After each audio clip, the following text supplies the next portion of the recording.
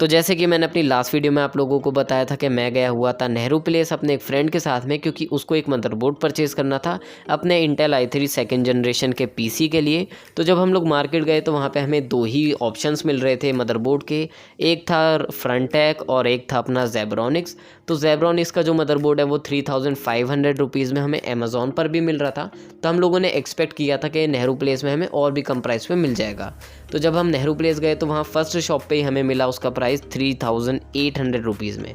तो हम लोग फ़ौरन उस शॉप से भागे और दूसरी शॉप पर गए, वहाँ हमें मिला 3500 रुपीज़।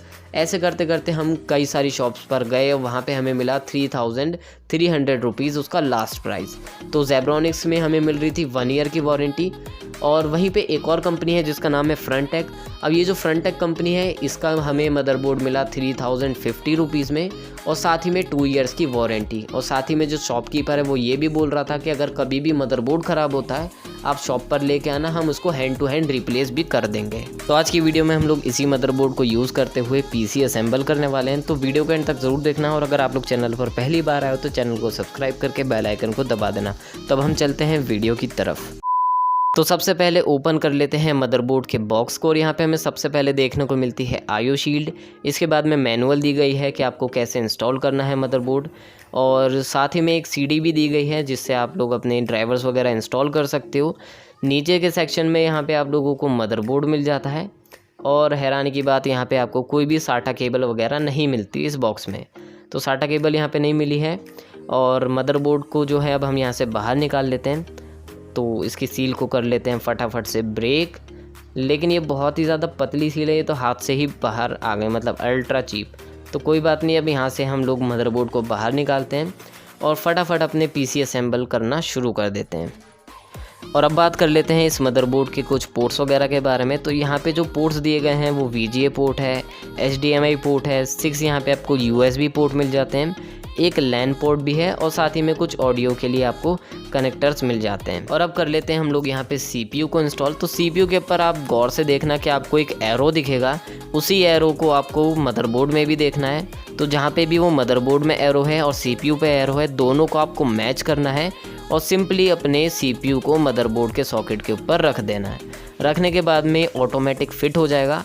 आप लोगों को फिर बस जो लीवर है उसको नीचे लेके आना है और इसको लॉक कर देना है और यहाँ पे आपको थोड़ा सा प्रेशर भी देना पड़ेगा।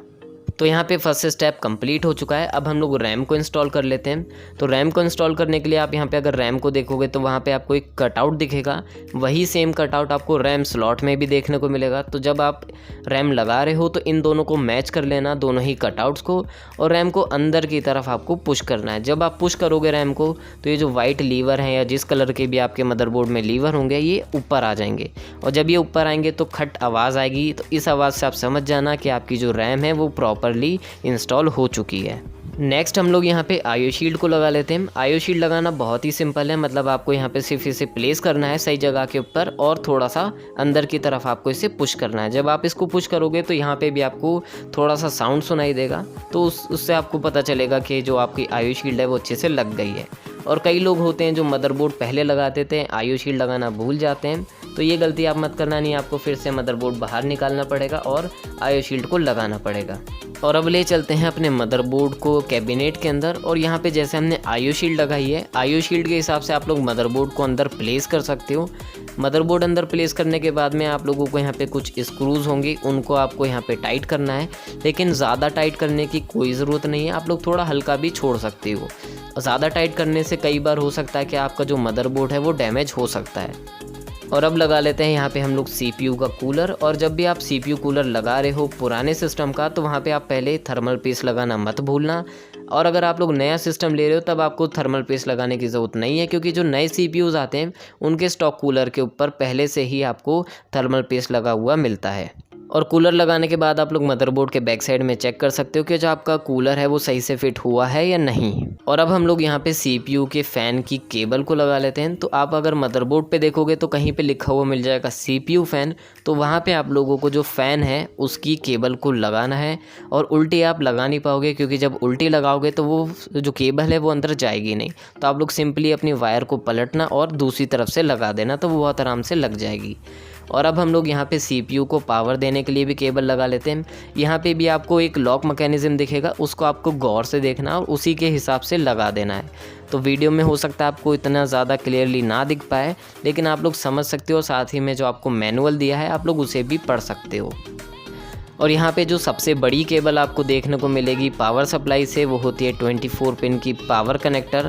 तो अब उसको हम लोग यहाँ पे लगा लेते हैं और बाकी जो कैबिनेट्स की वायर है इनको साइड कर लेते हैं पहले, इनको हम बाद में लगा लेंगे। तो अब ये 24 पिन पावर कनेक्टर को हम लोग लगा लेते हैं। यहाँ पे भी आप लोग गौर से देखोगे तो एक लॉक मैकेनिज़्म है, उसी के हिसाब से आपको इसको भी लगाना है। उल्टी तरफ से लगाओगे तो ये भी नहीं लगेगा। और अब कर लेते हैं हार्ड ड्राइव को कनेक्ट। और हार्ड ड्राइव को कनेक्ट करने के लिए यहाँ पे आपको एक वायर मिलती है जो कि हार्ड ड्राइव को पावर देती है, जो कि पावर सप्लाई से आती है। और साथ ही में एक साटा केबल होती है, वो भी आपको यहाँ पे लगानी है।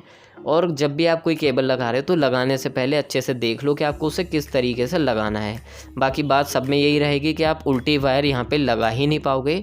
कोई भी वायर यहाँ पे आप उल्टी नहीं लगा पाओगे, आपको वो सीधी ही लगानी पड़ेगी, उल्टी वो लगेगी भी नहीं। और कैबिनेट में आप लोग देखोगे तो छोटी छोटी सी बहुत सारी वायर्स देखने को मिलती हैं, तो वो यहाँ पे लगाई जाती है मदरबोर्ड में।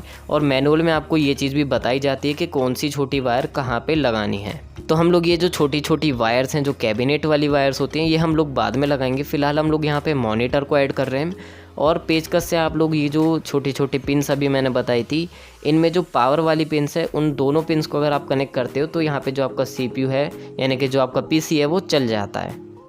तो यहाँ पे जो हमारा PC है ये भी चल चुका है और थोड़ा सा ये टाइम ले रहा है चलने में। तो यहाँ पे जो है डिस्प्ले भी आ चुकी है, जिस पे फ्रंटेक H61 मदरबोर्ड का नाम लिखा हुआ है। बायोस भी आ चुकी है। तो हमारा जो PC है वो अच्छे तरीके से असेंबल हो चुका है। और अगर आप लोगों ने फ्रंटेक कंपनी का कोई भी प्रोडक्ट या कोई भी कंपोनेंट यूज़ किया है तो अपना एक्सपीरियंस आप लोग कमेंट में शेयर कर सकते हो।